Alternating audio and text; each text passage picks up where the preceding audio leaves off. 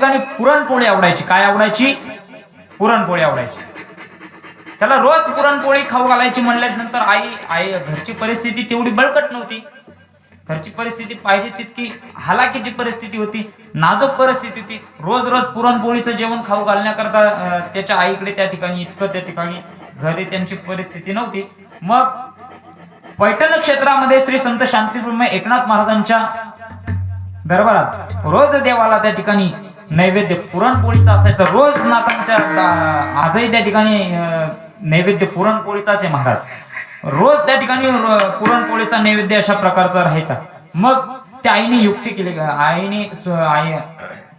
गावबाच्या आईने त्या ठिकाणी विचार केला, आपण जर याला नाथ महाराजांच्या त्या ठिकाणी घरी सोडलं तर तेथे रोज पुरणपोळी होते. याला काय होईल? पुरणपोळी याची इच्छा तरी पूर्ण होईल. कारण की लेकुराचे हित वा हे माऊलीचे चित्त, अशी कोणतीच माय माऊली नाही की तिला त्या ठिकाणी आपल्या लेकराचं हित झालेलं बघवत नाही. अशी जगाच्या पाठीवर मला कोणतीच आई आहे, म्हणजे अशी कोणतीच आई नाही की आपल्या लेकराचं हित झालेलं तिला बघवत नाही. अशी कोणतीच आई बघायला मिळत नाही. आपला मुलगा दारू पेत असला तरी सुद्धा आईला तितकाच प्रिय आहे. आणि आपला मुलगा एखादं समजा निर्व्यसनी असला तरी सुद्धा तितकाच आपला मुलगा त्या आईला प्रिय असतो महाराज. म्हणून मग त्या आईने मग याची आता आपल्या मुलाची इच्छा आपल्याकडे भरपूर आहे, काय? रोज पुरणपोळी खाण्याची. पण आपण पूर्ण करू शकत नाही, पण मात्र आपण त्याच्यावर पर्याय काढू शकतो, आहे की नाही? मग त्या ठिकाणी गावबांच्या आईने पर्याय निवडला, काय? नाथांच्या घरी त्या ठिकाणी गावबा महाराजांना सोडायचं. मग गावबा महाराजांना त्या ठिकाणी नाथरायासमोर आणलं आणि नाथरायासमोर आणल्याच्या नंतर श्री एकनाथ महाराजांना सांगितलं गावबाच्या आईने की हा गावबा यांना तुमच्याच घरी त्या ठिकाणी ठेवा. नाथबाबा म्हणले काहीच हरकत नाही, बाकीचे राहतात, तोही त्या ठिकाणी अशा प्रकारचा राहील. पण म्हटले काय? पण गावबांच्या आईने त्या ठिकाणी नाथांना सांगितले काय? पण त्याला रोज त्या ठिकाणी तुम्ही देवाला पुरणपोळीचा नैवेद्य करता, त्याला रोज त्या ठिकाणी पुरणपोळी खाण्याची इच्छा आहे, म्हणून मी त्या ठिकाणी त्याला तुमच्याकडे ठेवते, नाही तर अन्यथा मला माझ्या लेकरापासून वेगळं होण्याची इच्छा नाही. पण त्याला रोज पुरणपोळी खाण्याची त्या ठिकाणी त्याची इच्छा असल्या कारणाने मी तुमच्याकडे त्याला ठेवते. नाथ महाराज म्हणतात काहीच हरकत नाही माते, त्याला तुम्ही बिंदास्त अशा प्रकारचं राहू द्या. रोज त्या ठिकाणी गावबा महाराज पुरणपोळी खायचे आणि नुसतं पडून राहायचे. जसं आळंदीतला साधू 12 वाजता मधुकरी खाल्ल्याच्या नंतर थेट 5 वाजताच उठतो महाराज. म्हणजे म्हणजे प्रॅक्टिसला बसतो असं नाही, गोधडीतून थेट 5 वाजता उठतो. ती एक साधनाच आहे महाराज. म्हणजे मग तसंच त्या ठिकाणी गावबा महाराजांचं जीवन होतं. मस्त पुरणपोळी त्या ठिकाणी 12 वाजता महाआरती झाली की मस्त पुरणपोळीचं त्या ठिकाणी कचून जेवण करायचे आणि नुसतं त्या ठिकाणी पडून राहायचे, काहीच करत नव्हते. गावबा महाराज त्या ठिकाणी नाथ महाराजांच्या त्या ठिकाणी भावार्थ रामायण चालायचं वाड्यामध्ये, तर त्या ठिकाणी भावार्थ रामायण चालायचं. मग ते भावार्थ रामायण सुद्धा त्या ठिकाणी गावबा महाराज ऐकत नव्हते, काहीच नाही. मग नुसतंच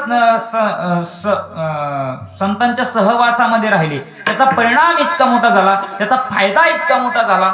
नाथांनी त्या ठिकाणी सांगितलं एक दिवस गावबा महाराजांना की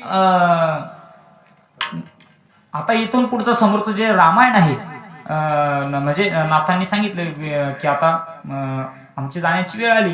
मग लोकांनी प्रश्न केला की अर्ध राहिलेलं रामायण कोणी पूर्ण करायचं? मग नाथराय म्हणतात आपला तो गावबा नाही का, तो पूर्ण करेल. लोकांनी महाराज लोक म्हटले तो नुसता खातोय आणि झोपून राहतोय, तो काय पूर्ण करणार, आहे की नाही? तो नुसता खातोय आणि झोपून राहतोय, तो कधी त्याने भावार्थ रामायण सुरू असताना तो कधी प्रवचनातच बसला नाही आणि तो काय त्या ठिकाणी पुढचा ग्रंथ पूर्ण करेल. मग त्या ठिकाणी नाथांनी त्या ठिकाणी गावबाला सांगितलं, अरे गावबा तू इथून पुढचं रामायण त्या ठिकाणी काय कर, पूर्ण कर. आणि त्या ठिकाणी आसनावरती त्या ठिकाणी गावबा महाराजांना बसवलं आणि डोक्यावर हात ठेवला आणि त्या ठिकाणी संतांच्या त्या ठिकाणी सहवासाचा फायदा इतका सांगायचा मला. संतांनी त्या ठिकाणी नाथ महाराजांनी गावबा महाराजांच्या डोक्यावरती हात ठेवला आणि मला सांगायचं काय, तिथून पुढचं उरलेलं त्या ठिकाणी रामायण ते गावबा महाराजांनी पूर्ण केलं. मला सांगा त्या गावबा महाराजांनी नुसतं त्या ठिकाणी नाथांच्या वाड्यामध्ये पुरणपोळी खाऊन नुसत्या झोपा काढलेल्या होत्या. काहीच अन्यथा दुसरं त्यांनी रामायण सुद्धा ऐकलेलं नव्हतं. नुसत्या त्या ठिकाणी ते पडून होते, पण संतांच्या सानिध्यात पडून राहिल्याच्या नंतर परिणाम काय झाला तर त्या ठिकाणी पुढच्या रामायणाचं त्यांनी त्या ठिकाणी पूर्ण ग्रंथ त्या ठिकाणी गावबा महाराजांनी पूर्ण केला. म्हणून पडून या राही उगाच संताच्या पायी. उगाच पडून होते ना, है की नाही? हे का कुठलं म्हणजे मला सांगा तुम्ही, आपल्या घरी जर एखादा पाहुणा आला तर लय झालं तर एक 2-4 दिवस ठीक आहे, पण एवढं पूर्ण समजा आयुष्यभरच तो तिथं थांबला तर थोडस कसं आपल्याला एक 4-8 दिवस जर जास्त झाले तर आपल्याला काय होतं, अरे कधी जातो का काय असं होतं, आहे की नाही? पण गावबा महाराज तिथं पूर्ण आयुष्यभर होते. आणि मला सांगा मग एखादा राय ना का जाय ना आपल्याकडे पाहुणा, पण निदान तो आपल्या काहीतरी कामाचं तरी पाहिजे ना, निदान त्यांनी आपले ढोरं वासरं पाणी गिनी पाजले पाहिजे, काहीतरी शेतात आपल्याला मदत करू लागली पाहिजे, म्हणजे मग तो आपल्याला पोसायला हरकत नाही.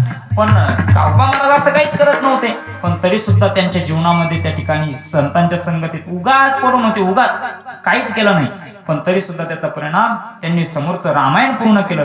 पडून या राई उगाच संताच्या पायी.